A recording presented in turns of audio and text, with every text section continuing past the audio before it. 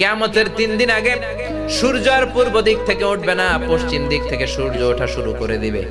সূর্য যেদিন পূর্ব দিক থেকে না উঠে পশ্চিম দিক থেকে উঠবে, তখন আর তওবা কবুল হবে না। তখন যতই তওবা করেন কবুল হবে না।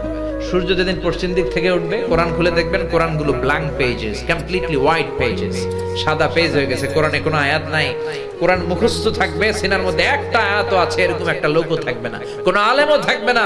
সব আলেম ওলামা মুমিন বান্দাদের বাম বগলের এইখানে একটা ফোড়া হবে, ওই ফোড়ার ব্যথায় সব মুমিনরা মরে লাশ হয়ে যাবে। শুধু কাফের মুশরিকদের উপর কিয়ামত প্রতিষ্ঠিত হবে। চিল্লায় কোন ঠিক কিনা? তার মানে কিয়ামতের আগ দিয়ে পশ্চিম দিক থেকে সূর্য উঠলে তওবার দরজা বন্ধ। 2 নাম্বার বাদাল গরগরা, মালাকুল মাউত যখন মানুষের রূহ ধরে টান দেয়, রূহ বের হতে বান্দার কষ্ট হয়, মুখ দিয়ে গরগর গরগর শব্দ হয়। ওই গরগরানি শব্দের পরে মানে মালাকুল মাউতকে দেখে ফেলার পরে তওবা করলে কবুল হবে না।